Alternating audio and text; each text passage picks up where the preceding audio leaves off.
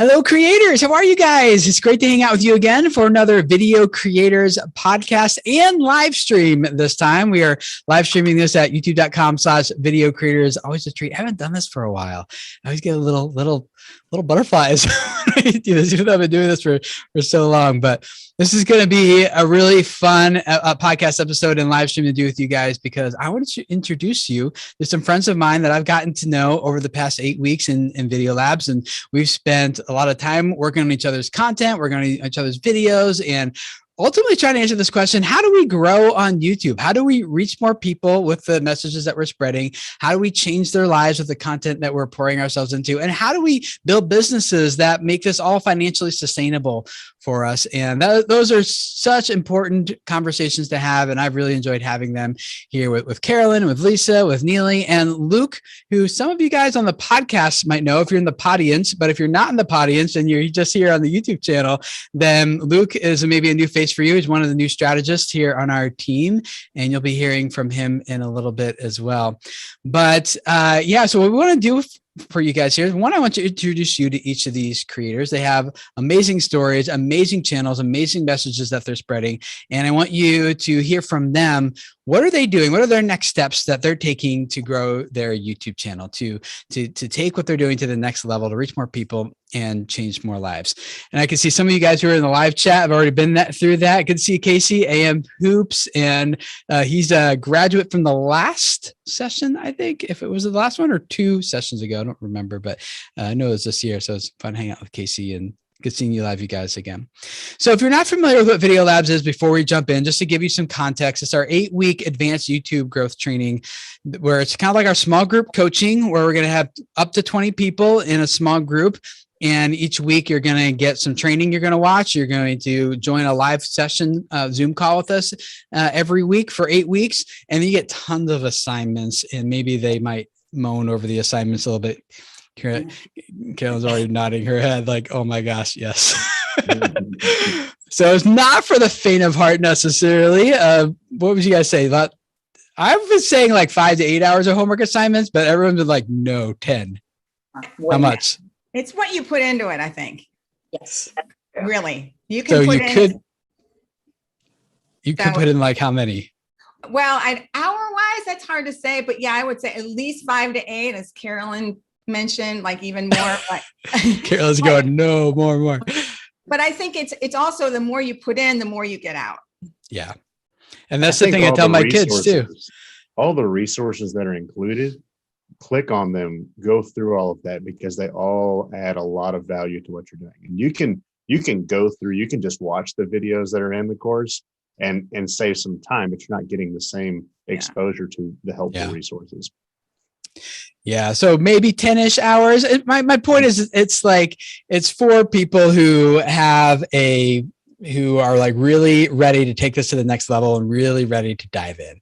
So if that's you and you're ready for that next advanced level growth training on how does the algorithm work, and how do I position my videos to rank better in search and home feed and suggested, and how do I craft good content that captures someone's attention and makes them have an emotional reaction to my content and to my brand? How do I use my analytics to spot more opportunities for growth? All of that in 8 weeks. We'd love to have you. We have only 2 more left this year, if I'm not mistaken. We have one that just started. We have another one that starts with me in August. I think we have one more with Ingrid. And then after that, after that, I think we're done for the year. So only 2 more this year. Go to videocreators.com/video labs if you want to check it out, see if it's right for you or not. There's a link to that in the show notes as well. And also in the show notes, you'll find links to each of these creators' channels. So as you hear their stories, if you're like, oh my gosh, Neely, like I need more of your channel in my life, well, just go down to the show notes, click on it. You can go check out her channel and follow along with her story as she's continuing to grow. So with that said, those of you who are in the chat, we also want to make sure that we are answering your questions. And we're going to go through some stuff here to help you out, hopefully here in just a second. But we really want to spend a lot of time answering your questions. We want to be here for you, help you understand, like, what do you need to do to move forward? And it's not just going to be me. One of the things I really love about Video Labs is it's not just about click here, click there. And it's not just about like, oh, here's a secret hack for the algorithm, whatever. It's about, ultimately, if I'm going to boil it down to, something. It's how do we craft content that makes a human connection with someone and makes them feel like, oh, like I love this channel. I love these videos. How do I get more of that? And we want to do that with you guys here. So if you have questions as we're going through it, please leave them in the chat here. And Luke is going to be keeping up with it throughout this whole thing. You have questions, you can be copying and pasting them, putting them in front of a Google Doc in front of us so that we can make sure that we have ample time at the end to get through as many of your questions as possible to help you take the next step with your channel. So as you guys are leaving the questions in the chat for us to help us so we can help you out, I first want to introduce you to the people that we have here, and each of them have a growth tip that they want to share with you as well. Something actionable, practical that you can use to move forward with your channel, take it to the next level as well. So we didn't set an order, so I'm just going to pick randomly. How about Lisa? We'll start with you. Tell us a little bit about your channel and what you're doing on YouTube. Hello. Okay, I'd love to. Well, I'm Lisa Chavez, and I have a natural movement YouTube channel that I'm very proud of. And I educate, inspire, and empower others to move naturally in their home or in their backyard, any natural environment. And I teach ways to get strong and fit, but fun ways. Yeah, it's not like just like, oh, I got to bulk up and do all these heavy weights and buy lots of fancy equipment that I can't afford. And that really just ends up sitting in my closet. You're like, you can kind of just do this anywhere you want, you know, like exactly. Yeah, that's awesome. It is fun. So if you guys are interested in that, her channel's linked up down below. Definitely go check it out. Lisa, what is something that you're really focusing on as a tip that you would also provide other creators of like, hey, this is something you guys really need to think about and focus on if you want to grow on YouTube? Playlists. Playlists, okay. Word, playlists. I just find it's so obvious. We want people to stay on our channel. We want people to come to our channel and have the most fabulous experience when they're there. And so we have to make it easy for them. It can't just be a bombardment of information and videos. It has to be structured in such a way that people can go to your channel and binge watch you and enjoy it from beginning to end. So in terms of creating playlists, we can keep them short and sweet, pick out your top 5, 6 best videos, put a great title at the top of the playlist. And the beauty of the playlist is that you can reference the playlist during your video. So if you're creating a new video and you've got this great playlist, at the end of that video, you've got to point and say, this is where you need to go to find out more about this topic. And you'll just give the best experience to your viewers. Yeah, that is when most people think about YouTube growth. Not too many people might immediately go to like, oh, you know what it is? Playlist. That's it. But you're really onto something though. It's really important that a lot of people miss and don't realize is like, we're trying to get people to click on one video and another video and another video, and playlists are like the perfect tool to get people to watch one video and then another video and another video. A lot of people, they craft their playlist as like, as tools for organizing content. Like, here's all of my, vlog videos. Here's all my exercise videos. And they try to like just use it to organize content. But what you're saying, I really like, Lisa, which is like, okay, you can do that, but it's really like, this is an opportunity to craft the viewing session for someone.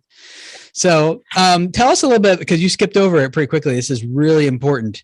The pointing to it at the end. Well, tell us more about the benefit of that and what that does for your channel. And then I want to ask you another question about what happens. Well, let me just do one question at a time. Yeah. So tell us more about doing that at the end. Well, the end screens are another great tool. Playlists, end screens, they go hand in hand. So at the end of your video, you're going to put an end screen and you're going to make it be the playlist that has something to do with the video. But by pointing at that end screen and saying, this is where you need to go, you're giving the audience a very clear instruction of where they can go to find out more.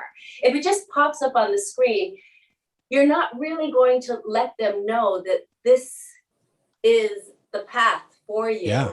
Have the most wonderful experience on my channel after loving this last video. So that pointing is it just will probably bump you up by 10, 20, 30% of those people that are going to end up clicking on that end screen. Yeah. So the point, I mean, and it, you know, you should say something and say, this is where you want to go. I myself, I like to just do mainly voiceovers. And so I put a nice, like, bright white arrow that points up to where that end screen is going to be. And it's clear that that's the call to action. That's where people need to go for more.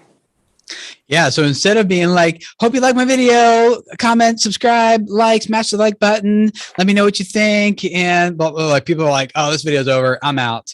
What you're saying is like, don't let them go. Be like, hey, here's another video for you. And you're doing a pitch for that video rather than like, just click on any of the videos around here. And they're like, well, YouTube's already given me plenty of other options. I don't need you to give me another one. But you do have an opportunity to give like a verbal pitch for that content and get them into that playlist. I'm going to put you on the spot, Lisa, with the question, how long should your playlist be? You know, it's nice to have it somewhere between, like, just something that they can consume in one sitting. So maybe it's 3 to 5 videos, depending on the length. Maybe they're all very, very short videos, and maybe it needs to be more like 5 to 8 videos. Yeah. It's got to be your strong videos. It's got to be top. I used to think also it's a category, just pile in all of them. Right. And no, it's got to be very specific as to what people will want to watch after they watch that last video.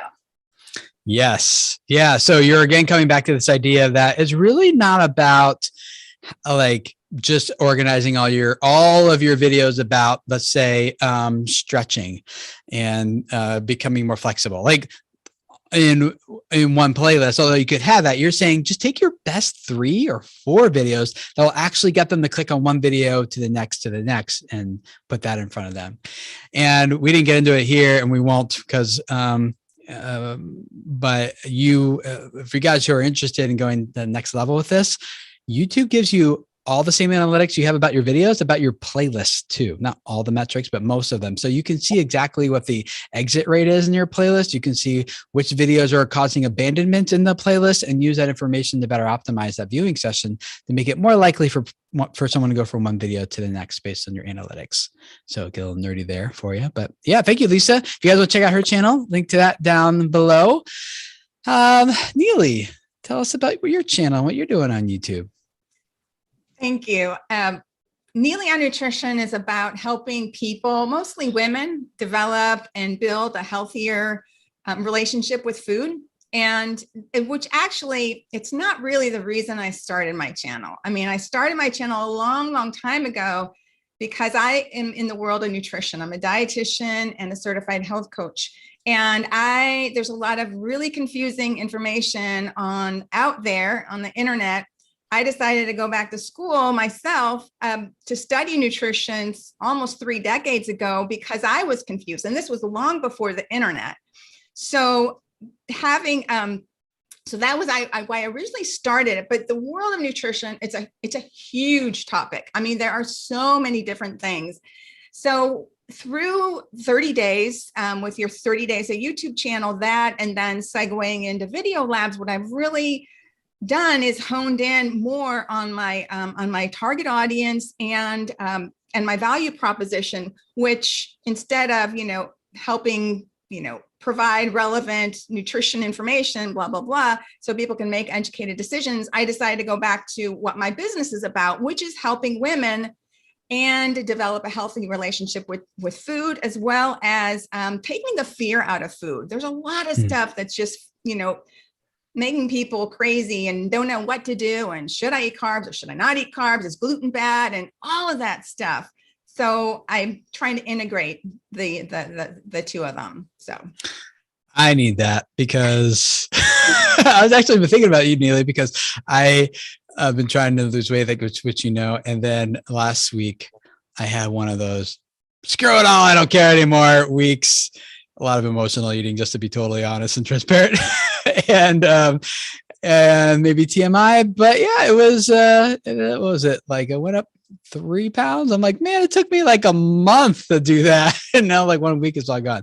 So I think the stuff that you're providing to people can literally change people's lives and make a really big difference. So thank you for what you're doing. And just to throw something out there too, I think one of the biggest issues that people have is like they go on a diet. They're going to change their eating habits, change everything.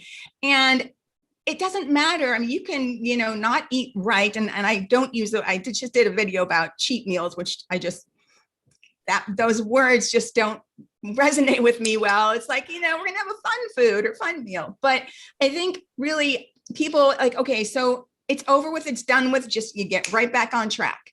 And whether it's that next meal, that next day, Monday is never going to come, that's so, or if you do think of that Monday, people are going to think of, Sunday is going to be like the Last Supper day, where just chowing down and everything. So really, it's just really helping people in that regard. Yeah, your message has a much more healthy approach than most that I've heard. So I think it's great. Really hope it helps a lot of people. As you're growing your channel moving forward, what's like your tip that you have for creators based on what you're learning and experiencing that you think would be really helpful for them?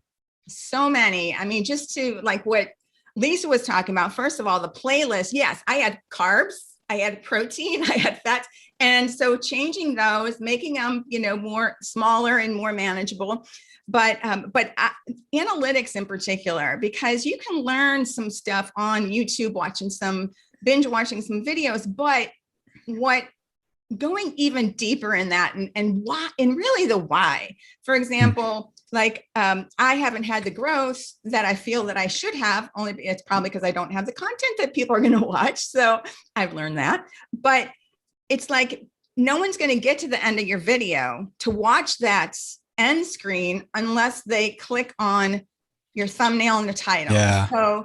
So you've got to have, because and then looking at your the click-through rate. Okay. How many people see it? How many people click through it? If it's got a lower click-through rate, maybe I should change it. So learning about that, and then maximizing the videos. And I've got a lot of old videos that I haven't, that I'm not going to do anything with, but there are some that have gotten some views. A lot of my information is very evergreen, so it doesn't really go away.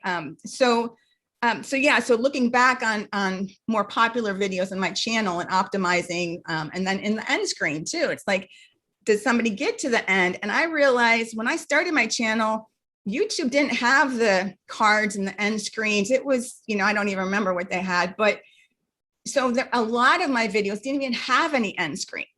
So, and through the analytics, I learned that it's like, oh, okay, this has gotten some traction, get some, decent amount of views. I should add an end screen on here. Now, it's not going to be as good as me saying like, oh, watch this one next, because I've already done it. But so that, if we're going forward, you can do kind of what Lisa was saying, which is like, hey, here's the next one. Give an actual good call to action where you're creating more tension, more in curiosity, like, oh, how does that work? Or what happens next there? And then getting them to click on that. Yeah, exactly. Yeah. And that's just all trying to learn on my own. And it really wasn't until, video creators that I really kind of put that stuff into place. And also when I first did my videos, I had like a little intro, and then I did my thing, and then I had an outro. And the cool thing about YouTube is you can edit and like get, trim that stuff. So I've taken a lot of those endings away, because you look at your graph, it's like that. Everyone's like, see ya. Bye. Bye. I know. Yeah. So yeah. I don't know if we've talked about this inside Video Labs or not. I know we did in our group sessions, but I don't remember if it's in the training video, where one of the clients that we work with has, at this time of the story, they had about 6 million subscribers. And for them, they were like, Tim, help me figure out the difference between, for them, a 300,000 view video and a 1 million view video. And they're like, sometimes I put a video up and it stops at 300,000. Sometimes I put a video up and it goes to 1 million. What's the difference? How can I predictably understand, is this a 1 million view video or a 300,000 view video? And it all kind of came down to one of the main things that we saw, is what you're saying, Neely, is, and Lisa, you're alluding to this as well, which is, it was, if they had a certain percentage or lower of click-throughs on their end screen, it was a 300,000 view video. If they had a certain percentage of click-throughs or higher on their end screen, it was a 1 million view video. And there was a pretty big gap right in the middle. It wasn't like we were kind of reading into the data. It was pretty obvious that we could start predicting pretty quickly after he published the video, is this going to peter out around 300,000 or is this going to go past 1 million? And it came down to, one, are we getting people to the end to see the end screens in the first place? And then, if yes, then number two, are they clicking to want to watch more from you? And those are both very positive signals in terms of watch time in the viewing session for YouTube, for them to figure out like, oh, this is a valuable video, and it engages more and more people. So, yeah, a lot of people are underestimating that. Now you mentioned titles and thumbnails as well. That's also really important. Anything you want to mention there? Well, I think Carolyn's going to talk more about titles and thumbnails. Okay. So yeah. Really good. Yeah, guys. Analytics, data, you can't overlook this stuff. Like, this is how you can figure out what actually is happening with my content. It's the non-sexy side of YouTube that most people don't really get that excited about and don't spend a whole lot of time watching, and because it's creatives. I'm this exact same way, so I get it.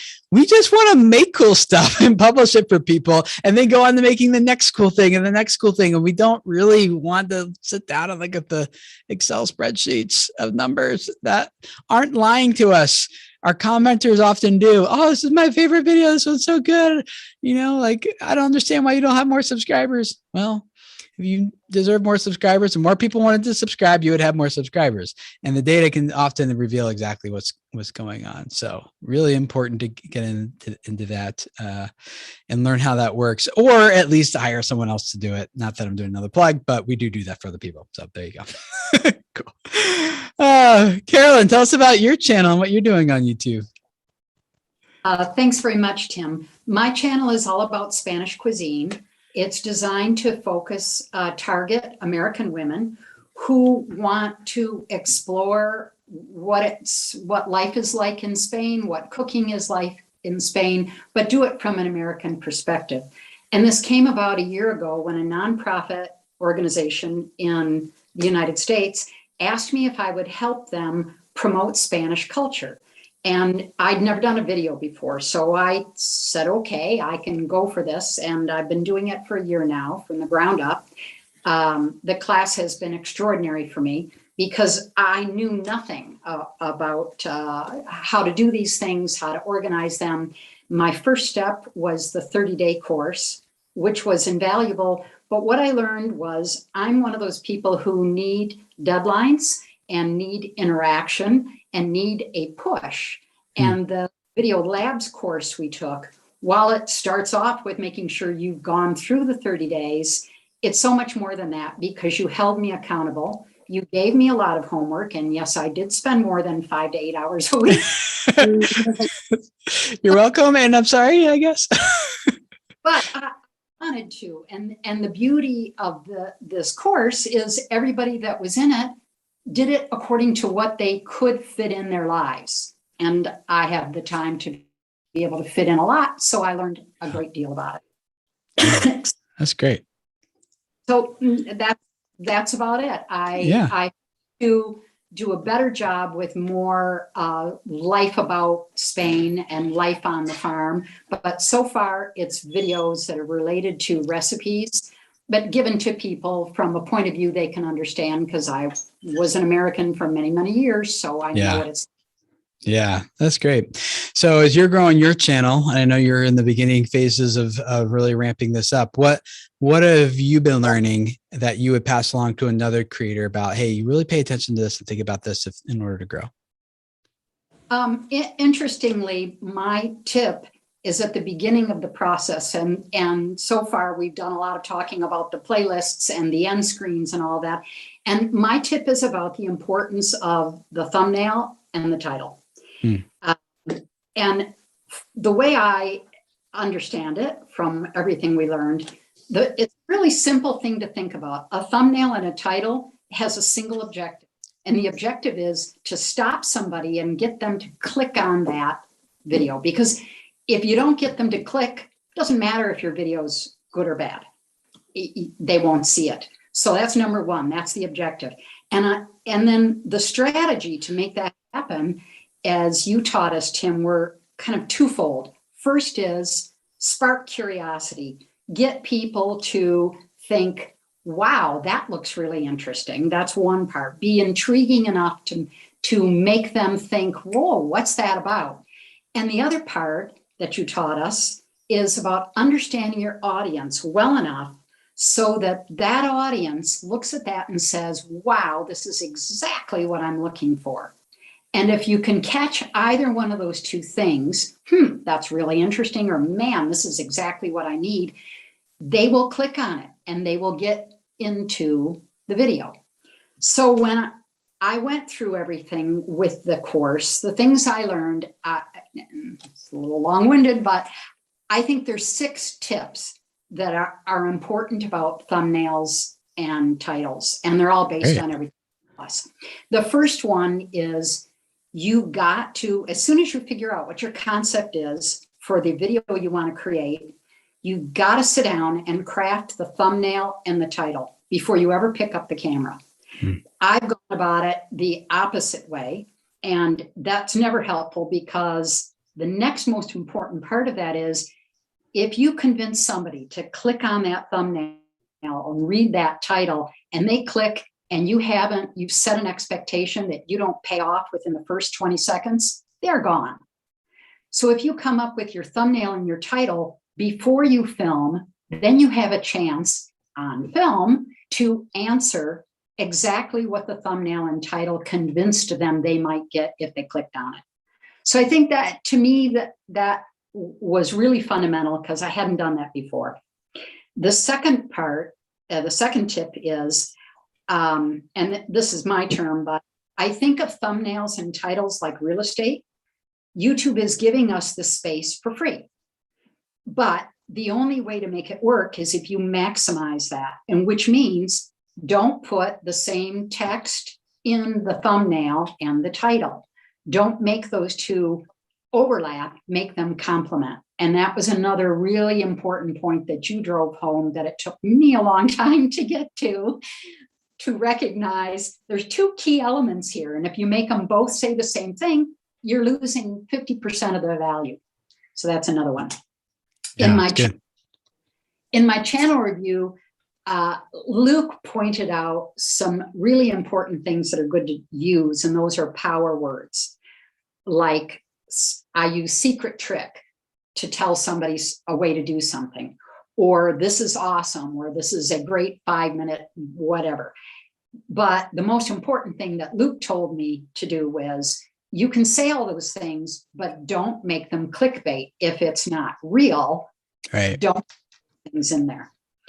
The fourth tip I learned, I've seen Lisa do a great job of that. In fact, Lisa, the video you launched today that said 9 great moves to your back will be happy. I can't remember all the words, but it's using what they call listicles.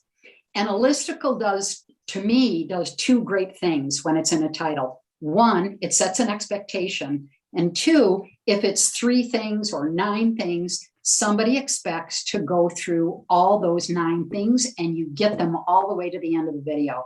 So I think those listicle ideas are awesome for making that happen.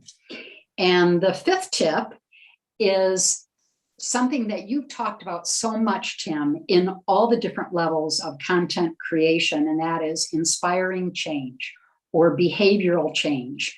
And that is a how to do this, or doing the flip side, never do this. And that makes me curious about how they do that. In one of your videos on your channel, it was Blake doubled his subscribers in 5 months. So someone has an idea in their own head that's inspirational to them. Oh, wow, I want that too. Or I want to learn how to do that. And the final tip, which I'm nowhere near getting to yet because I have very few subscribers and even fewer views, is testing when it comes time to figuring out what thumbnails perform. And so I know it's important, but I can't speak to how it works because but it would be great if someone else could grab the baton from me and talk about the value of testing different ways in thumbnails and the analytics of that.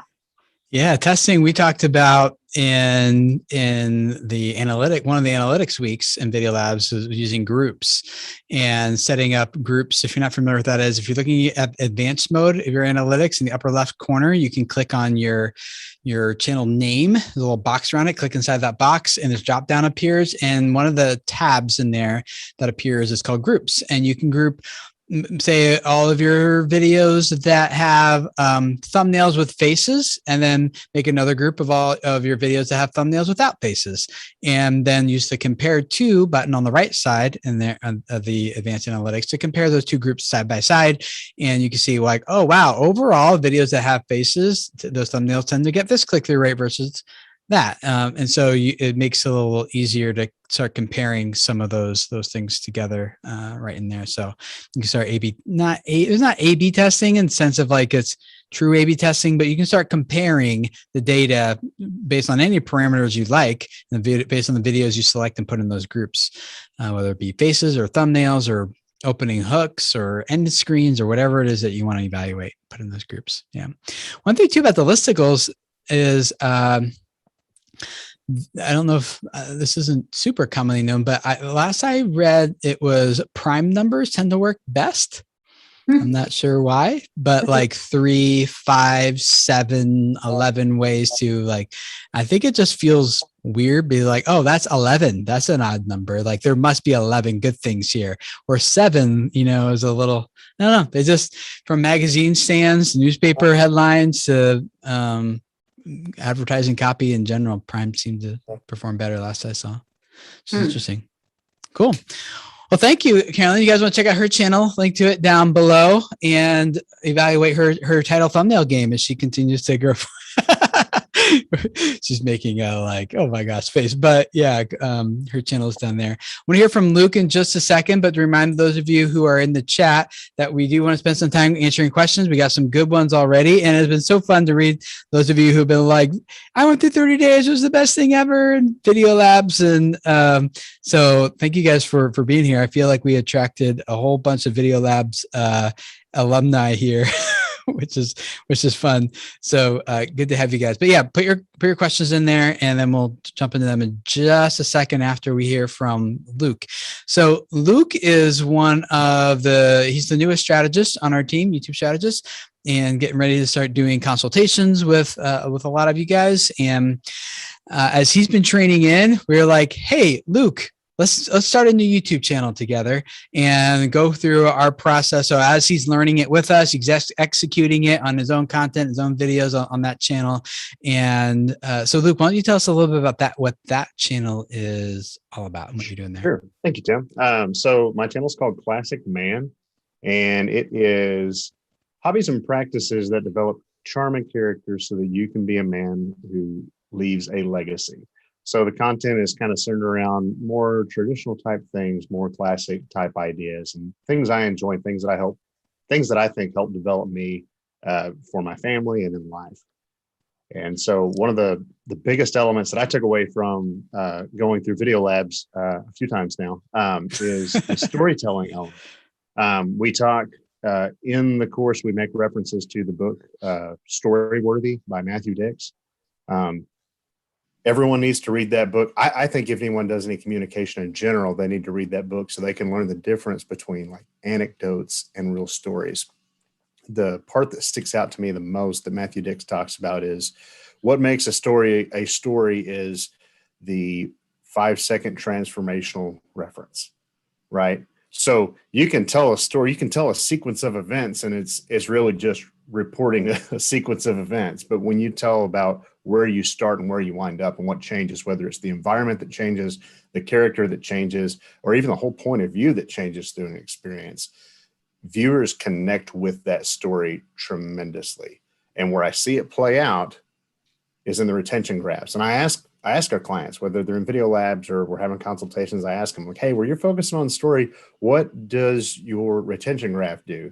And what I've seen it do for me, and I don't have a whole lot of content because it's a new project, when I started telling stories where there was a transformational portion or there was an element that shows this is what it went through and that's what it turned out, I get straight lines on the retention graph. And I know that as views go up, those lines will get a little more wavy, but like where you really keep people's attention is because they're going on a journey with you. They're experiencing something that connects them at the heart rather than just watching information play across the screen. So if there's anything that I could tell anyone that says, hey, how do I keep people on my channel? How do I keep people watching my video? What can I do to engage my audience more? Be real and tell stories about transformation if that's the case. Or if you're doing tutorials, show a product that goes from wood to a desk if it's like a DIY tutorial type thing. But do not miss out on applying storytelling to the content that you're creating. Luke, you opened up a can of worms I want to jump into, but I'm going to resist because we could spend 5-10 more hours talking about the impact that this has on people's content in terms of building a human connection, in terms of holding people's attention for more watch time, in terms of building brand loyalty, in terms of understanding the brand, in terms of like a lot of us who are educators. I know it's hard at first. It's like, actually, let me put this on Carolyn, Lisa, and Neely here. Just raise your hand. When we started going through Video Labs and first we go through all the algorithm stuff, how the algorithm works. And we get into like, okay, now that you know how it works, what are we going to do to actually capitalize on some of these principles? And you're like, story? Like, but I'm just trying to teach something. I don't really. So any of you want to speak to that experience? Because it's usually very common. I know anyone listening to this who's like, yeah, but all I want to do is teach people how to cook or how to get fit or how to lose weight or whatever. And then you're telling me that feels like a square peg in a round hole. Is that kind of what your reaction was at first too? And then where are you at with it now? I'll jump in. So one of the things, absolutely. I mean, storytelling is, I've heard time and time again, I've listened to like so many of your podcasts, but it wasn't until really getting in and diving into learning more about it did I really start, and the guidelines that you give us and the graphs and how to do that, and also introducing us to people like Luke had mentioned, Matthew Dix and others that are, experts in the storytelling, really opened up my mind to understanding, what to do, how to do it. I am far from there yet, but I think first it starts with the awareness of what you need to do, and then hopefully I'll be able to execute more on that. Yeah. And I'll admit that, no sound. I'll admit that I was what Tim and Luke would refer to as a non-believer. And one of those people who I just thought, no, I'm doing videos on recipes. How can I add story to that? And I was hesitant to do that sort of thing. But I have to say, by the end of this exercise that we all went through on storytelling, I do understand that people want more than just seeing it straight on the counter or in the oven. They want to understand what it is about me that A, makes me an expert, or B, that makes my struggles in the kitchen more visible to them. So I'm now anticipating having some bloopers in there, like when the paella falls on the floor. I don't have to take that out of the cutting room because that's part of it. It humanizes you. People are like, oh, I do things like that too. Good. Yeah, totally. Well, if you guys want to follow along with Luke as he develops that channel, Classic Man, link to that in the show notes as well. Go check it out.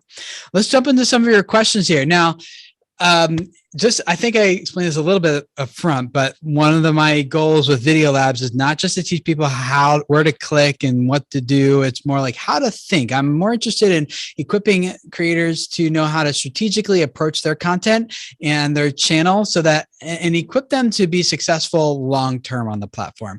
As the algorithm changes and as viewers' expectations change and the platform just continues to evolve, I want to equip people to be able to stay on top of that for the long run.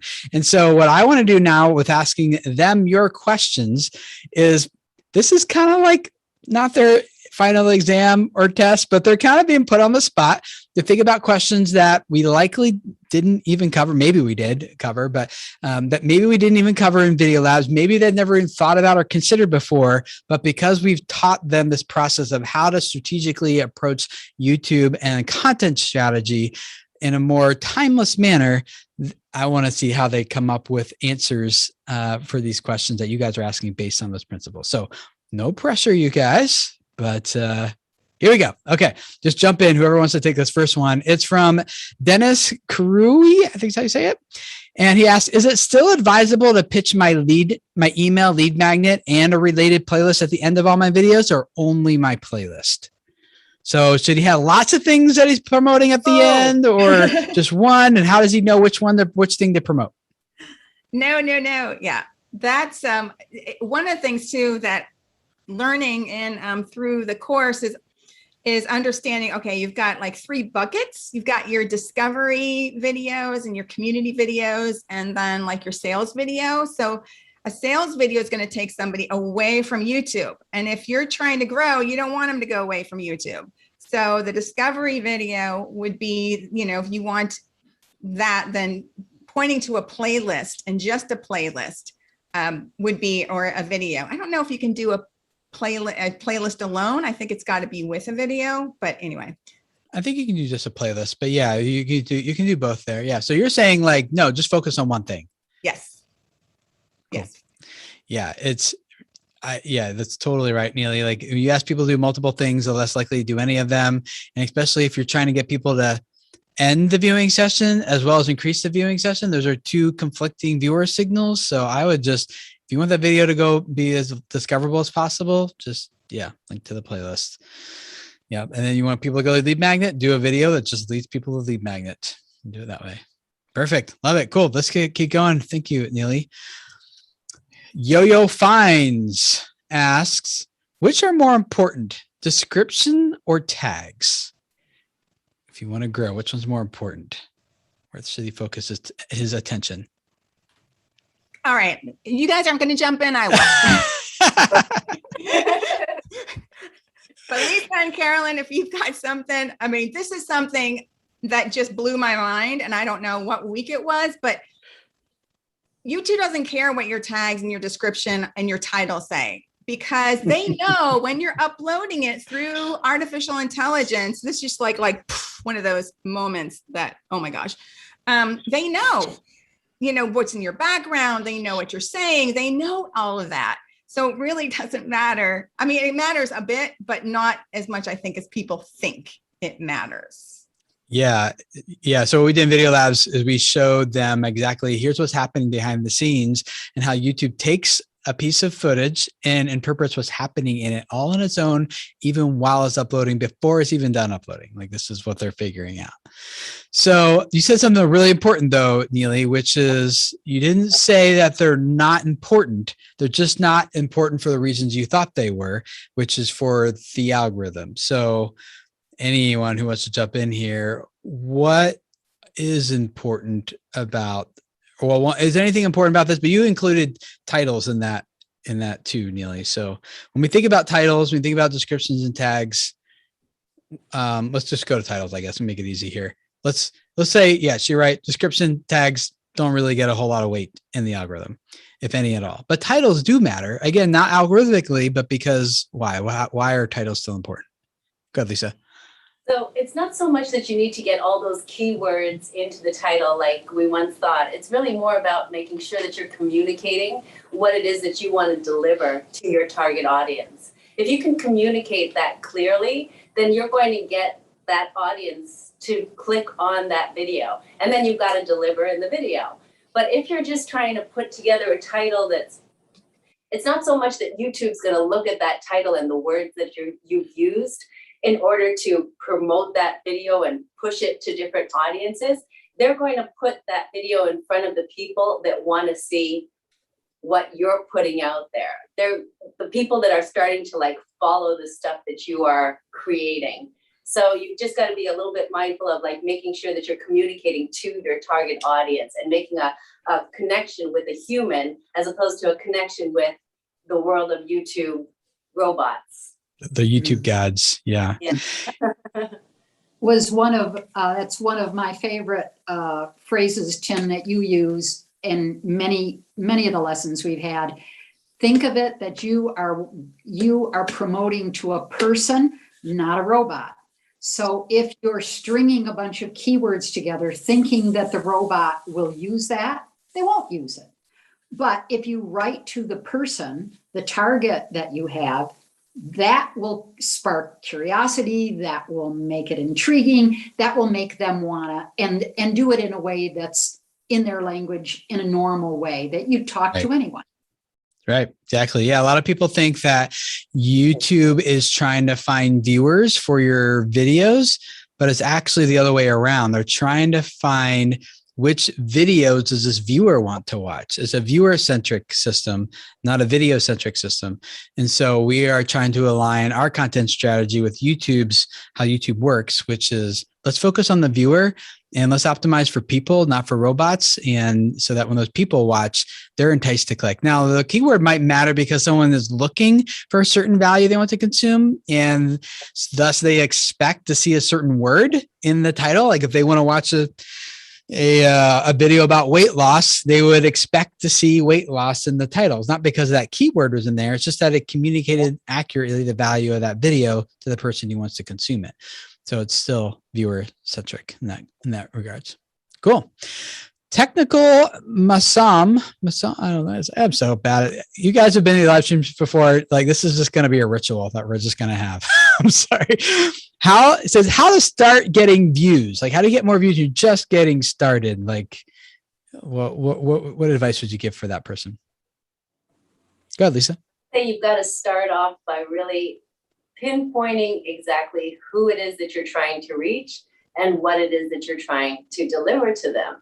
So in our course, we learned about target audience and really fine tuning who it is that you're trying to connect with, and also learning exactly how to create your value proposition, what it is that you want to deliver to that audience. So in order to really be able to create the content that's going to start getting views, you have to be very specific about who you're trying to reach and what you want to give to them. And then they will come. But Yeah, start. starts with the viewer. Yep, exactly. Yeah. After that, when people are like, okay, what kind of videos should I make that would start getting views? How might someone go about thinking about which videos to start making? What I thought was interesting about what Lisa just said, and it was transformative for me, was originally I was making the videos that I was interested in making, not necessarily the videos that my target was interested in having me make. So to the point of knowing who your target is and providing something of value to them, to me, the most important thing is, what are they looking for?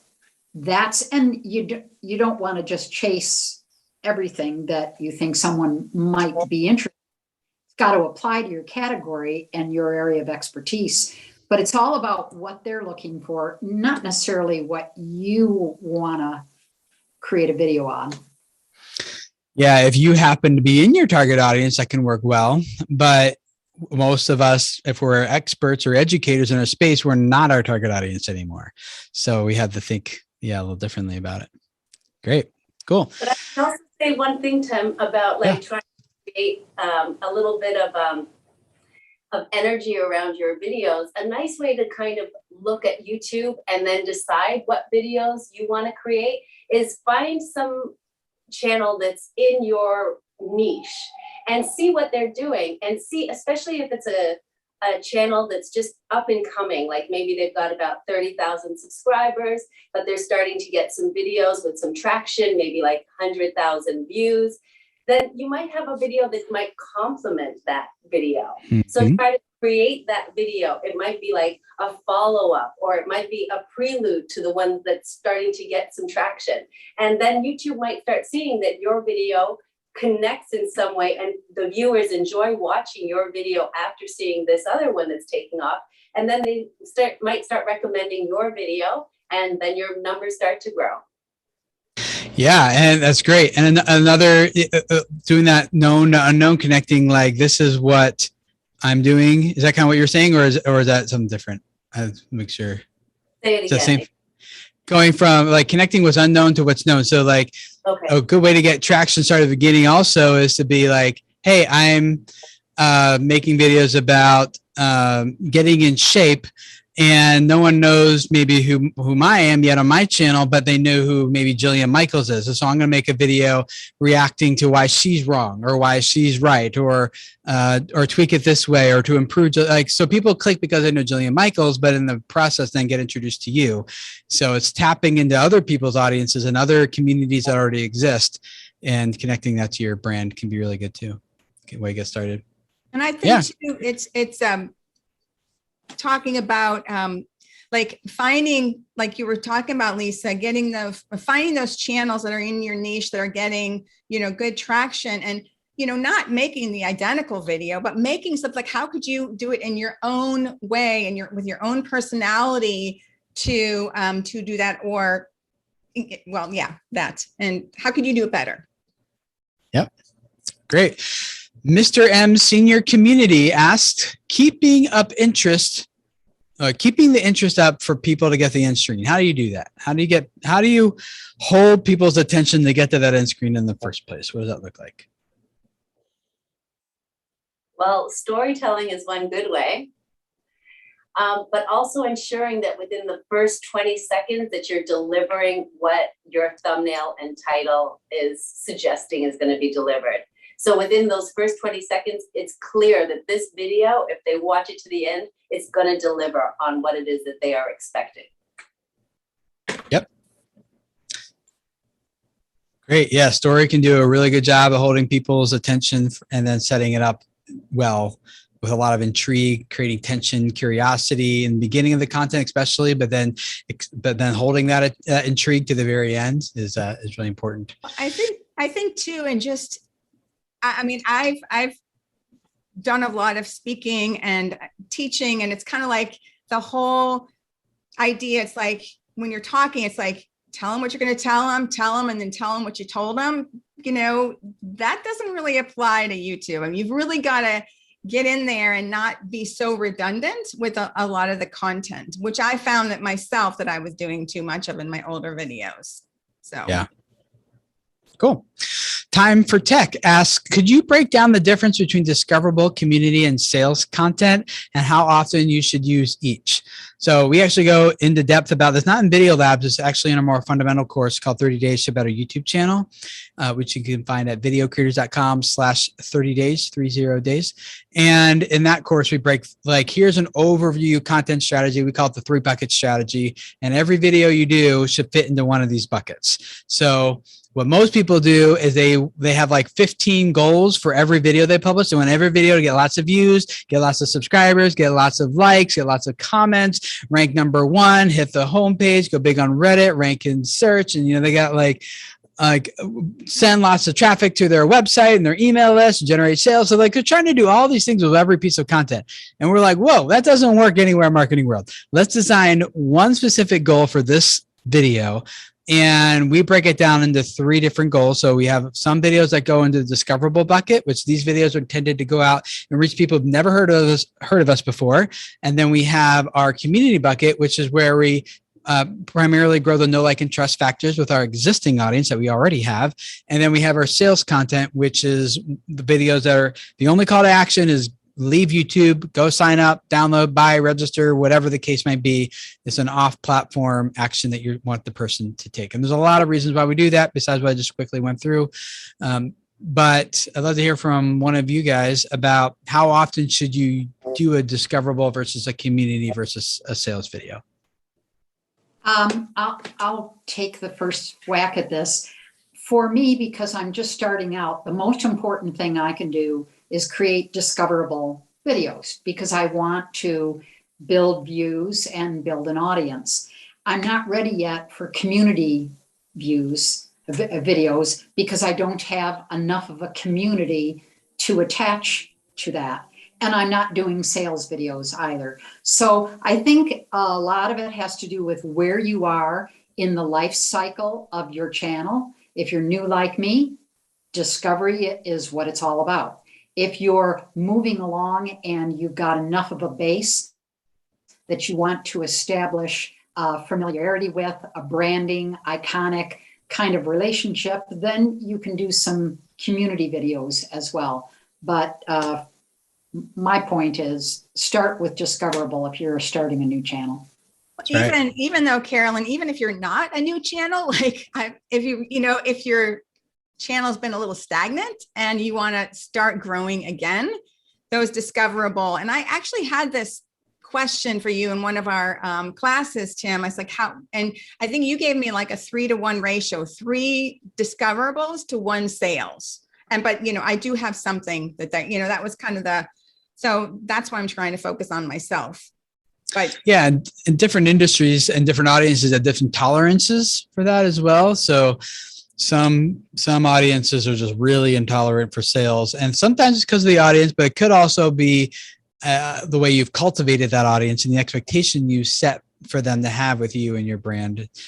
So that can be reversible, but it's sometimes pretty difficult. But very generally speaking, yeah, 1 sales video for every 3 videos is value-driven videos can be great. Yeah, cool.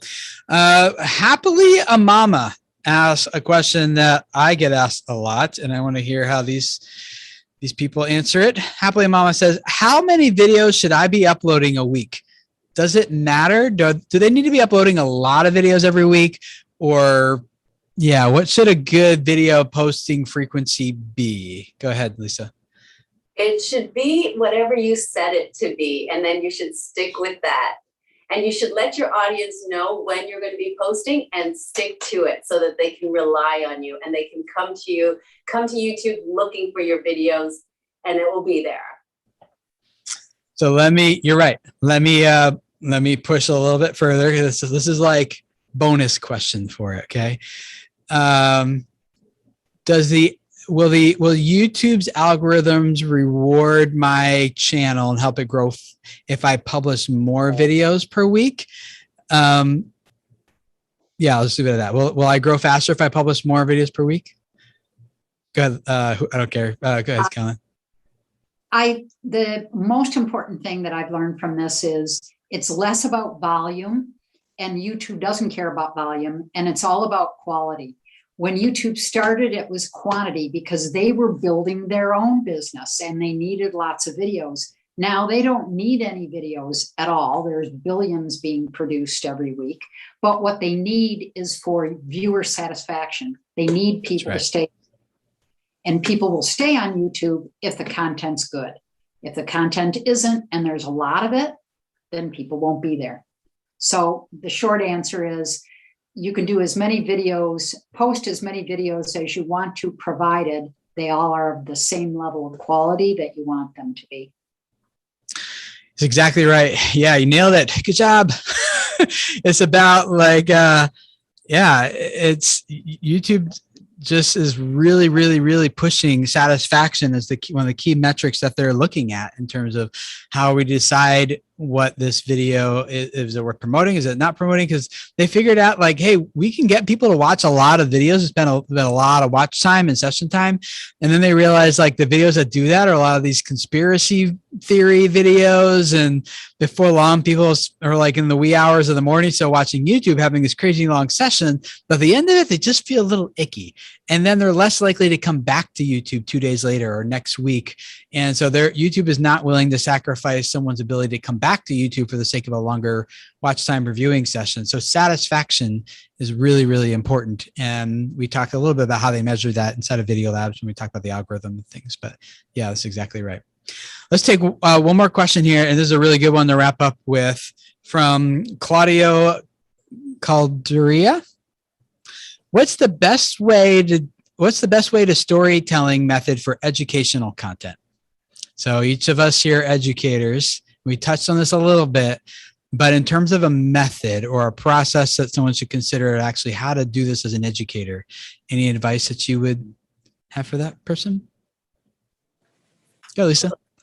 We learned a few different styles, techniques that you could use for storytelling, like 3 different styles. But I don't know if it's so much of a particular style, as long as it definitely clearly shows a transformation that has happened.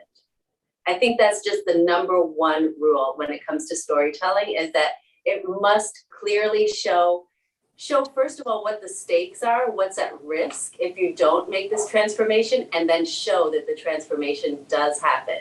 And when it comes to educational material, there's many ways you can insert a story. It doesn't have to take up the entire video. It might even be just the first couple of minutes and finish it up at the end. You can be creative with the way you tell it within the video, but it does need those components. What's at stake and what is the transformation? Yeah, good. Lisa, Carolyn, Neely, have anything to add to that?